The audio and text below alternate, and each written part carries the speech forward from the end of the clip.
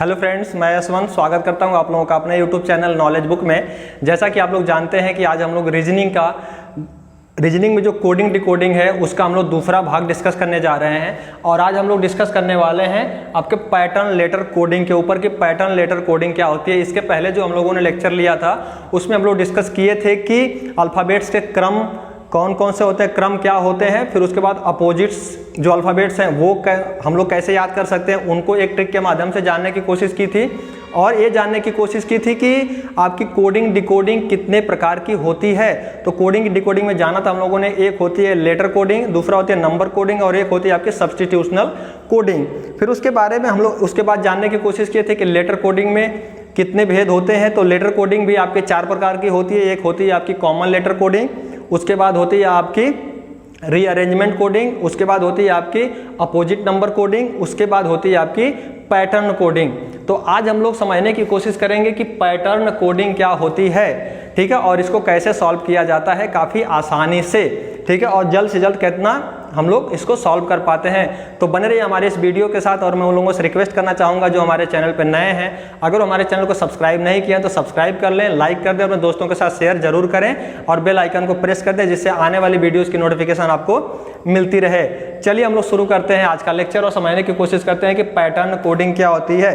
दोस्तों, जो pattern coding है आपकी, वो पैटर्न कोडिंग 2 प्रकार की होती है। एक तो होती है इवन और एक होती है ऑड, ठीक है। उसमें कुछ आपके ऑड अल्फ़ाबेट्स होते हैं, जो विषम होते हैं उनको ऑड अल्फ़ाबेट्स, और जो सम होते हैं उनको इवन अल्फ़ाबेट्स बोला जाता है। ऑड अल्फ़ाबेट्स मतलब 3 हो गए, 5 हो गए, 7 हो गए, 9 हो गए, 11 हो गए, ऐसे। और इवन अल्फ़ाबेट्स कौन कौन से होते हैं, जैसे 2 हो गए, 4 हो गए, 6 हो गए, 8 हो गए, 10 हो गए, 12 हो गए, ऐसे अल्फ़ाबेट्स जिसमें रहते हैं उसको बुलाते हैं इवन, ठीक है, पैटर्न लेटर कोडिंग। अब बात करते हैं कि जो हमारे पैटर्न बनते हैं वो किस प्रकार से बनते हैं, कितने प्रकार से बनते हैं। तो वो बनते हैं 2 प्रकार से।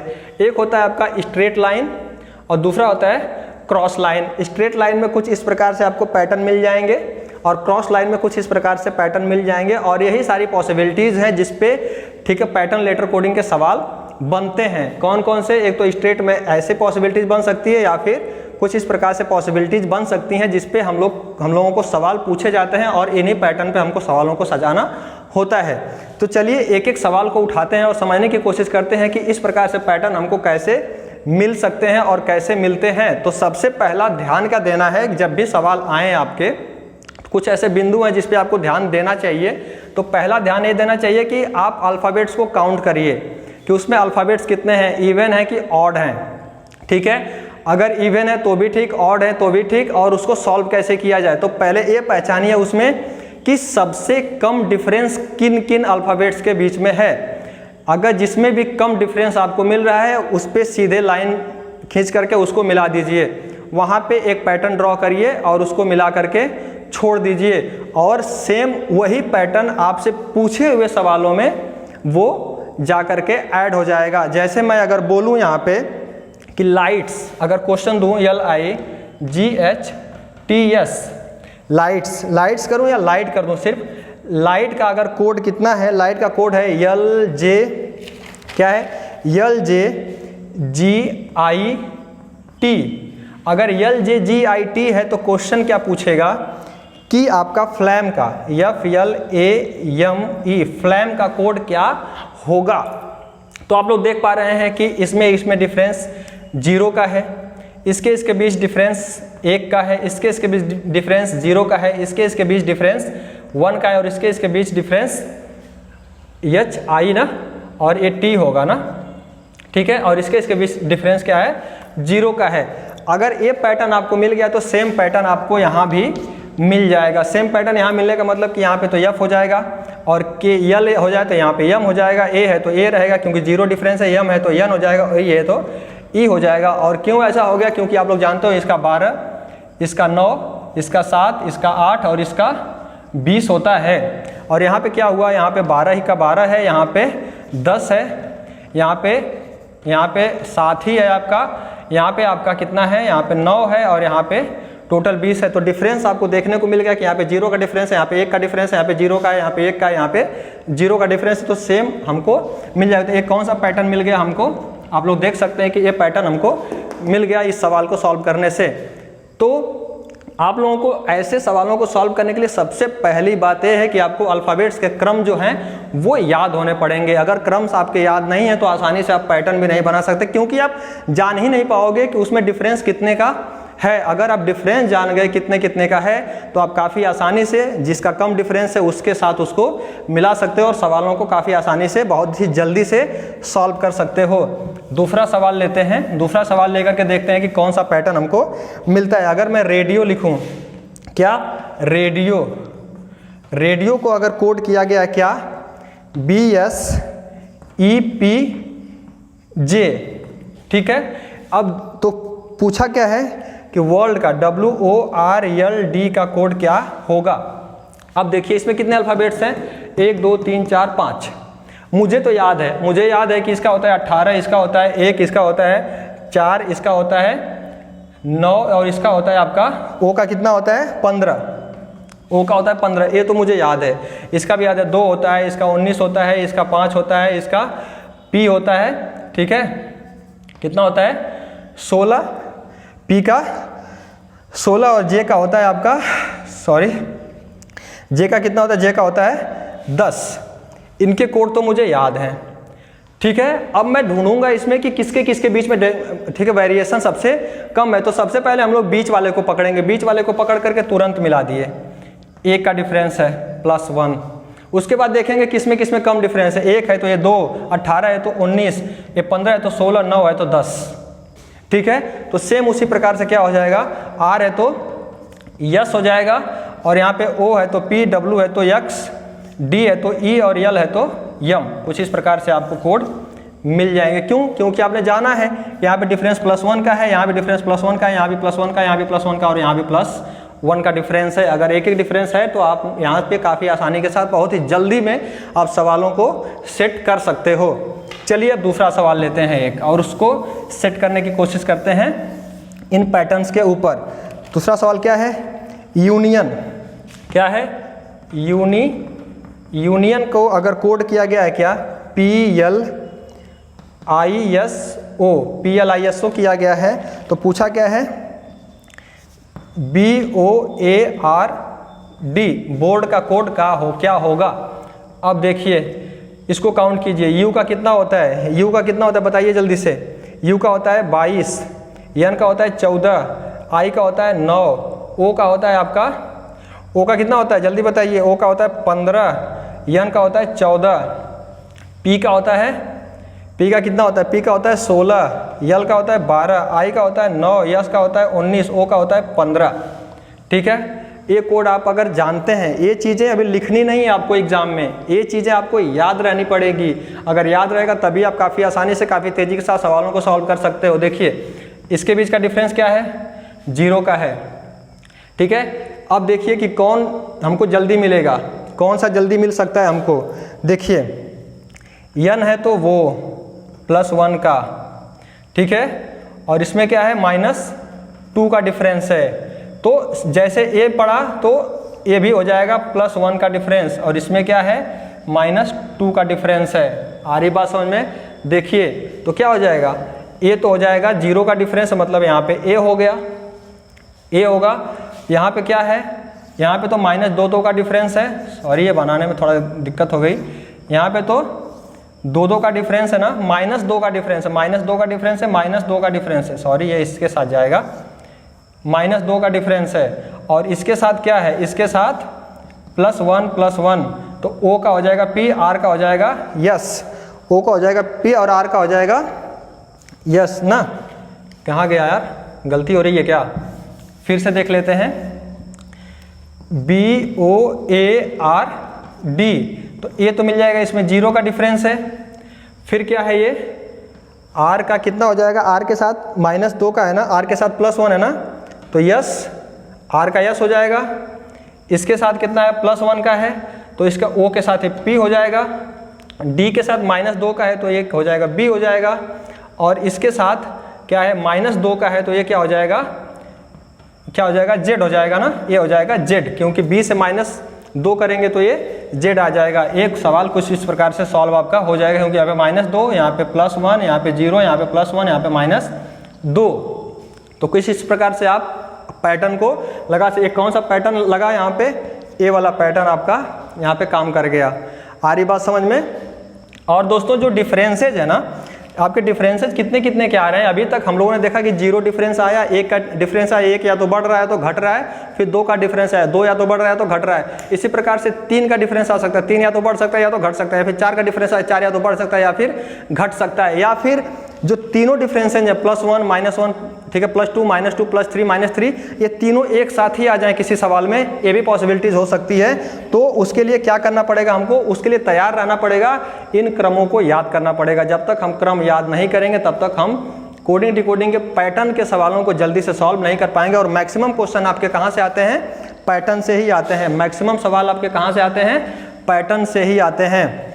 अब चलिए एक और सवाल पे बात करते हैं। कौन सा उठाते हैं सवाल, कौन सा, ठीक है, पब्लिक LI, ठीक है। अगर पब्लिक का कोड कितना है, XS ND और क्या है, DJ है, तो पूछा क्या है आपका DANCER यानी डांसर का कोड क्या होगा। तो इसमें कितने अल्फ़ाबेट्स हैं, 6 अल्फ़ाबेट्स हैं। इस देखिए अभी इसके नंबरिंग कर दीजिए। नंबरिंग में क्या हो जाएगा, P का हो जाएगा 16, इसका हो जाएगा 22, U का हो जाएगा 22 है ना, U का हो जाएगा 22, 21 है ना, सॉरी 21 है U का, B का 2 हो जाएगा, L का कितना हो जाएगा 12 हो जाएगा, I का 9 हो जाएगा और C का 3 हो जाएगा। उसी प्रकार से ये कितना है आपका, X का कितना है, इसका होता है 24, S का होता है 19, N का होता है 14, D का होता है 4, फिर D का होता है 4 और J का होता है 10। कुछ इस प्रकार से मिला आपको। चलिए मिलाने की कोशिश करते हैं।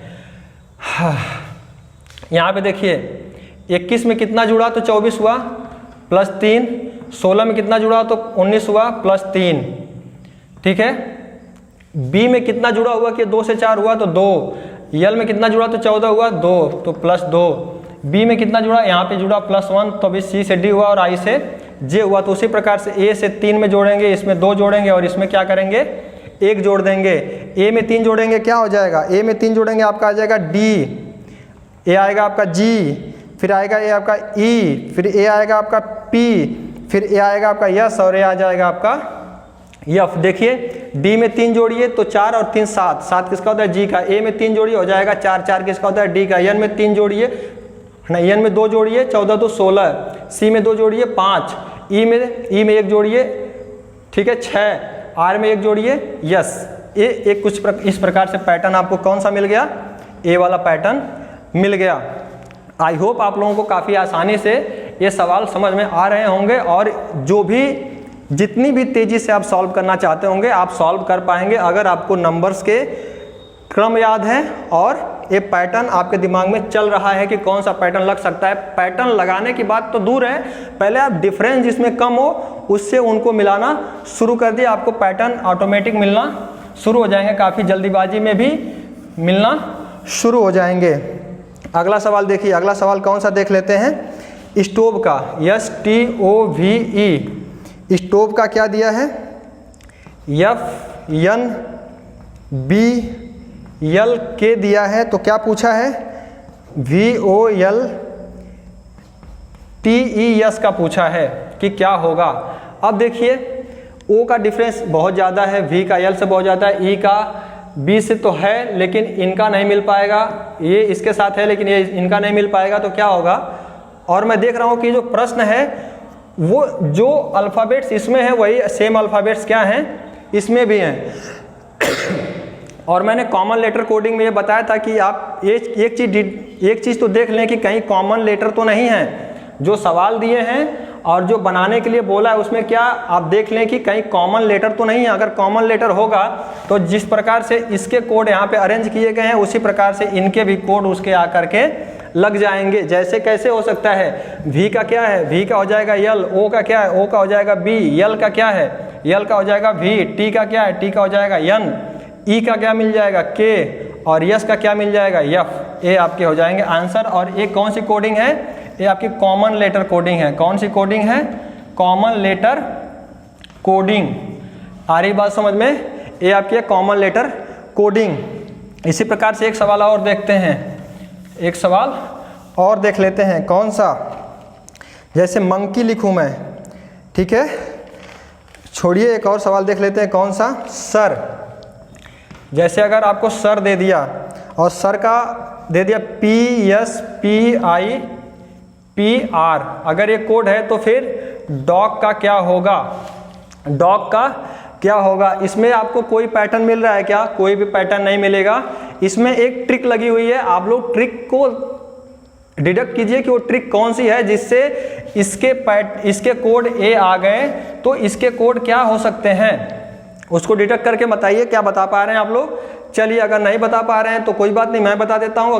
अगर आप लोग उस ट्रिक को पकड़ लिए हैं तो बहुत बहुत धन्यवाद, आप लोगों की रीजनिंग काफ़ी ठीक ठाक है। चलिए देखिए, ये यस है, ये आई है और ये आर है, लेकिन ये पी ये क्या है, एक कॉमन है। तो PDPO और G, ये कुछ इस प्रकार से आपको कोड मिल जाएंगे जिसमें P और P क्या है, कॉमन है, और DOG को क्या किया, इसमें लगा दिया है उनके अल्फ़ाबेट्स को। दोस्तों मुझे उम्मीद है कि आप लोगों को रीजनिंग का ए वाला सेशन बहुत ही ठीक है मज़ेदार लग रहा होगा और काफ़ी आसानी से समझ में भी आ रहा होगा कि पैटर्न को कैसे बनाया जाए। पैटर्न को बनाने के लिए सिंपल सा काम है यार, पहले आप उनके डिजिट को, जो भी अल्फ़ाबेट्स हैं उनको काउंट कर लीजिए कि वो कितने अल्फ़ाबेट्स हैं, इवन है कि ऑड हैं। अगर ऑड है तो बीच वाले को पहले मिलाओ, या बीच वाला अगर नहीं मिल रहा है, अगर कम डिजिट नहीं, अगर उसमें डिफरेंस ज़्यादा है तो उसको देखो कि कहाँ पे डिफरेंस इसके कम है, उसके साथ मिलाओ, और जहाँ पे डिफरेंसेस कम मिले बाकियों को मिलाते चले जाओ, चाहे वो बॉर्डर इस पार मिले चाहे बॉर्डर उस पार मिले, जहाँ भी डिफरेंस कम मिले उसको मिला दो। ठीक है, चलिए एक सवाल और करने की कोशिश करते हैं। ठीक है, लिखते हैं हैदराबाद, HYDR, हाइड्रोजन GEN। अगर हाइड्रोजन का कोड क्या दिया है, JCJZY,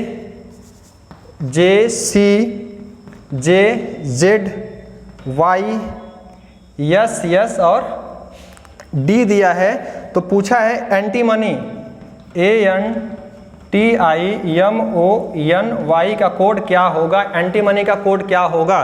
तो देखिए इसमें क्या हुआ, +2, इसमें +4, इसमें +6, इसमें +8, इसमें +10, इसमें +12, इसमें +14 और इसमें प्लस क्या किया गया है, 16 जोड़ा गया है, +++16 जोड़ा गया है। तो कुछ इसी प्रकार से इसमें भी जुड़ जाएगा।